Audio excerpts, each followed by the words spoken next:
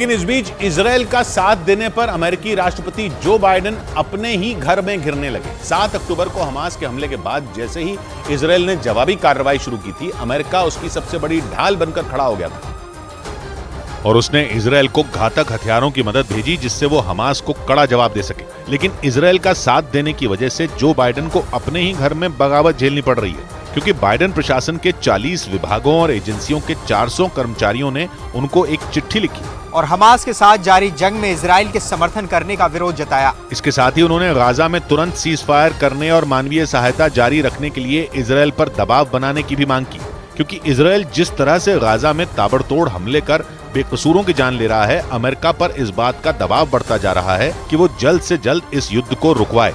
और ऐसा इसलिए क्योंकि गाजा में जारी कत्लेआम के बावजूद अमेरिका इजरायल को अपने हथियार दे रहा है। और इसी वजह से राष्ट्रपति बाइडेन के खिलाफ मुकदमा भी दर्ज हो गया, जिसमें उन पर गाजा में फिलिस्तीनी नागरिकों पर हो रहे हमलों को न रोक पाने के साथ ही उनकी मदद करने में नाकाम होने का आरोप लगाया गया।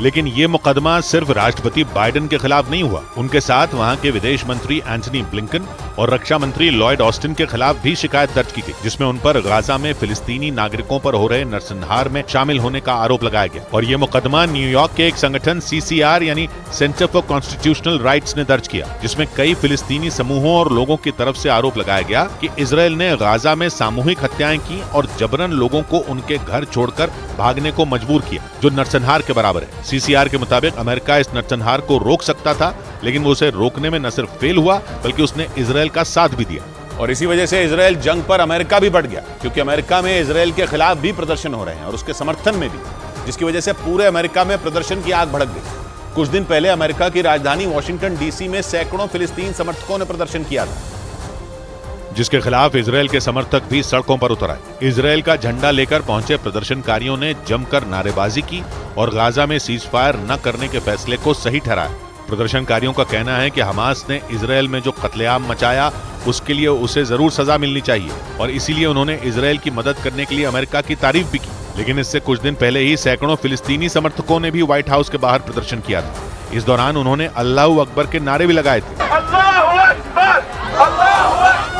राष्ट्रपति बाइडेन के खिलाफ विरोध जताते हुए प्रदर्शनकारियों ने व्हाइट हाउस के गेट पर चढ़ने की भी कोशिश की थी और वहां की दीवार को भी लाल रंग से पोत दिया था। लेकिन बाइडेन के खिलाफ सिर्फ घर में ही नहीं बल्कि दुनिया के कई और देशों में भी प्रदर्शन हो रहे हैं, जिसकी एक तस्वीर दक्षिण एशियाई देश फिलीपींस से भी सामने आई। क्योंकि बाइडेन इजरायल और हमास के बीच जारी जंग की शुरुआत से ही इजरायल की मदद कर रहे हैं। ऐसे में फिलीपींस के लोग बाइडेन के खिलाफ सड़कों पर उतर आए और अमेरिकी दूतावास के बाहर प्रदर्शन करने लगे।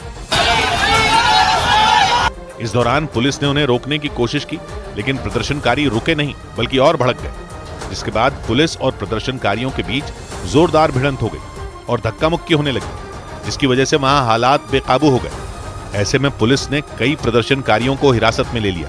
प्रदर्शनकारियों का कहना है कि गाजा में जारी इजरायल के ताबड़तोड़ हमलों को रोकने के लिए बाइडेन को नेतन्याहू पर दबाव बनाना चाहिए। लेकिन अमेरिका जंग की शुरुआत से ही इजरायल के साथ खड़ा है और हमास का खात्मा करने के लिए इजरायल को अपने सबसे घातक हथियार भी दे रहा है। और उन्हीं हथियारों के दम पर इजरायल की फौज गाजा में आतंक मचा रही है, जिसकी वजह से दुनिया भर में बाइडेन का विरोध हो रहा है। क्योंकि इजरायल के हमलों के विरोध के बाद भी अमेरिका इजरायल को सैन्य मदद देने से पीछे नहीं हटा, बल्कि उसने अपने सबसे घातक हथियार और टैंक भी इजरायल को दे दिए, जिनकी मदद से इजरायल ने गाजा में ग्राउंड ऑपरेशन तेज कर दिया। इतना ही नहीं, बाइडेन ने पहले इजरायल की सीज फायर न करने की बात का भी समर्थन किया था, लेकिन जब बाइडेन पर अरब देशों का दबाव बढ़ने लगा तो उन्होंने अपने सुर बदल लिए और नेतन्याहू से गाजा में सीज फायर की मांग करने लगे। लेकिन हमास का अंत करने की ठान चुके नेतन्याहू ने अमेरिका की मांग को ठुकरा दिया